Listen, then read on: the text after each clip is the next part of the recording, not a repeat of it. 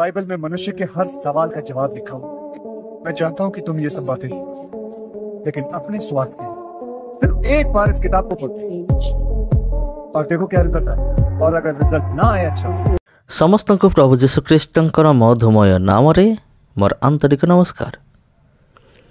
ख्रीष्टर प्रिय भाई भनी माने आज मु आपण को एक बहुत बड़ इम्पोर्टाट विषय मु कहवाई जाऊँगी। प्रिय बंधुगण, अक्षय कुमार को आपण निश्चिंत भाव में जानी थे, यहाँ मुझे विश्वास करुँचे। कारण यही आमर भारत वर्ष एमती कहीं भी नहीं जे कि जानी जे अक्षय कुमार किए। जने फिल्म एक्टर आ से अनेक फिल्म से अभिनय करिसेंती।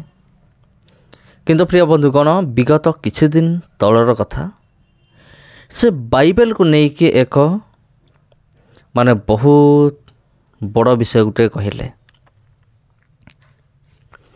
से बाइबल को लेकिन एक बहुत बड़ विषय कहले जोटा कि आमान को जानिबा दरकार, बुझिबा दरकार। आ अक्षय कुमार जहाँ कहले आ अनेक ख्रीस्टियन भाई एवं भनी माने अनेक अच्छा। मु समस्त विषय में कहूना, अनेक ख्रीस्टियन भाई भनी मान अच्छा बाइबल को नहीं मन में अनेक प्रश्न अच्छी। आउ सेमानक मध्य अनेक सेमाने जानते नहीं जे बाइबल कौन। ये जो बाइबल आम पाखे अच्छी जो 66 पुस्तक रही अच्छी, ये जो 66 पुस्तक रही अच्छी ता कौन अटे, आम पाई कहीं दरकार अटे। अनेक हुए तो भावुवे जे आमे जेहेतु जीशु को विश्वास करुचु से निमंते बाइबल आम पाखे रहिबा दरकार।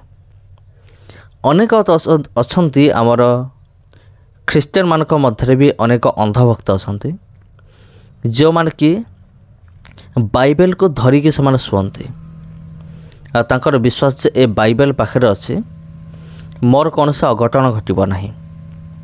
जदि गोटे दृष्टि देखा ता ठीक अटे, किंतु यह संपूर्ण भाव में यह ठीक नुहे। तार एक बहुत बड़ टॉपिक रही अच्छे। पर क्यों दिन मु आलोचना करी आपण सहित। प्रिय बंधुगण, अक्षय कुमार एमती कौन कहले आपण तो ऑलरेडी वीडियो क्लिप आपण देखिले। जदि आपण हिंदी बुझुता तेबे आपण निहाती जानी सारी थे अक्षय कुमार कौन कहले तार अर्थ कौन। तथापि मु कही दउसी जो माने कि हिंदी भाषा से माने बुझंती नहीं। अनेक एमती अच्छी माँ भौणी माने, अनेक अच्छी आमर भाई माने जो माने कि हिंदी भाषा को एते भल भाव में बुझीपारती नहीं। आउ अक्षय कुमार कहते जे बाइबल भितर जीवनर सबू उत्तर लेखा अच्छे। माने जनक जीवन रे जीवन सहित जड़ित समस्त प्रश्नर उत्तर कौन कौट अच्छी बाइबल अच्छे। मु जागतिक विषय में कहूना, मु आत्मिक विषय में कहू अच्छे। तबे बाइबल कौन, बाइबल रो फुल फॉर्म कौन। अनेक से कहते बाइबल फुल फॉर्म होची बेसिक इंस्ट्रक्शन बिफोर लिविंग अर्थ। पृथ्वी को छाड़िबा पूर्वर मौलिक निर्देशावली। प्रिय बंधुगण, ए बाइबल रे बहुत किसी विषय रही अच्छे। अनेक अच्छा जो मान कि जो मान को माने बुझी हुए नहीं, जो मैंने बुझीपारती कौन लेखा अच्छे। किंतु बाइबल जहाँ लेखा अच्छे गोटे थर पढ़ले कहीं बुझीपारे ना। बाइबल भितर जहाँ लिखित अच्छे ताकू जदि जने बारंबार बारंबार पढ़िब गोटे विषय को, तबे धीरे धीरे धीरे धीरे ताकू जना पड़िब जे बाइबल भितर एमती कौन विषय सब रही अच्छे।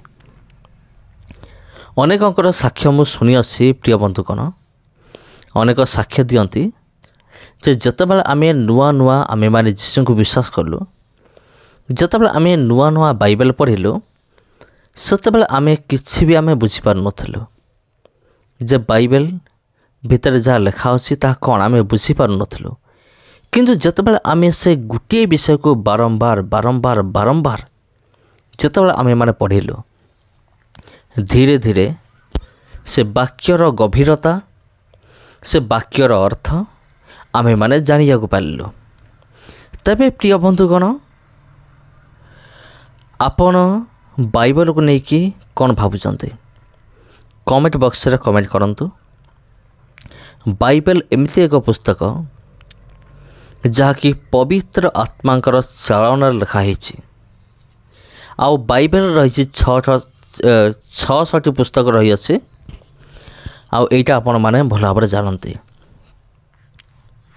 ତେବେ ପ୍ରିୟ ବନ୍ଧୁଗଣ, ଆଉ ବାଇବେଲକୁ ଯେତେବେଳେ ଲେଖା ହେଲା, ଏମିତି ସେମିତି ଲେଖା ହେଇନି। ହଁ, ମୁଁ ନିଜ ମନରୁ ଗୋଟେ ଭାବିଦେଲି, ମୋତେ ଭଲ ଲାଗିଲା, ମୁଁ ଲେଖି ପକାଇଲି, ସେମିତି ନାହିଁ। ପବିତ୍ର ଆତ୍ମା ଯେମିତି ଚାଳନା ଦେଲେ, ଲେଖକମାନେ ସେମିତି ଲେଖିଲେ। ଆଉ ସେମାନେ ଗୋଟିଏ ଜାଗାରେ ରହିକି ସେମାନେ ଲେଖି ନାହାନ୍ତି।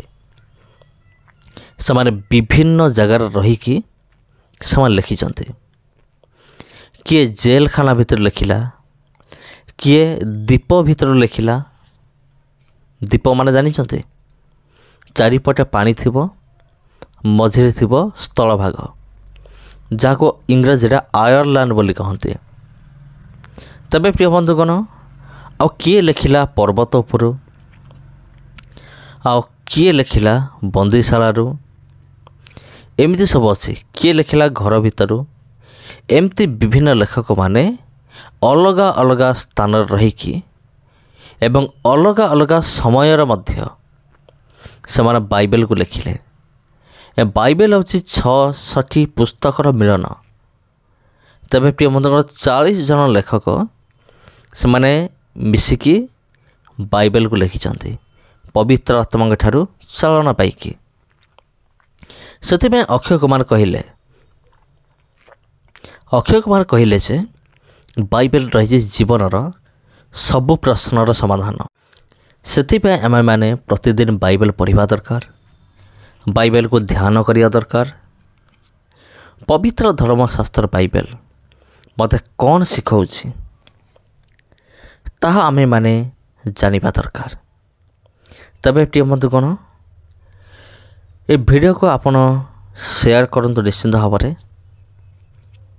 କାରଣ ଅନେକ ଭାବନ୍ତି ଯେ କେବଳ ଆମେମାନେ ଖ୍ରୀଷ୍ଟିଆନମାନେ ବାଇବେଲକୁ ପ୍ରଚାର କରୁଛନ୍ତି। କିନ୍ତୁ ଆଜି ଆପଣ ନିଜ ଆଖିରେ ଦେଖିଲେ ଯେ ଅକ୍ଷୟ କୁମାର, ଯିଏକି ଫିଲ୍ମ ଇଣ୍ଡଷ୍ଟ୍ରିର ଜଣେ ଆକ୍ଟର, ସେ ମଧ୍ୟ ବାଇବେଲକୁ ପ୍ରଚାର କରୁଛନ୍ତି ଯେ ବାଇବେଲ ଉତ୍ତମ ଅଟେ।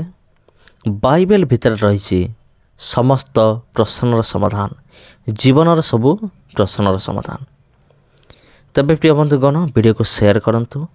ଚ୍ୟାନେଲକୁ ଯଦି ପ୍ରଥମ ଥର ପାଇଁ ଆସିଛନ୍ତି, ଚ୍ୟାନେଲକୁ ସବସ୍କ୍ରାଇବ୍ କରନ୍ତୁ। ଧନ୍ୟବାଦ।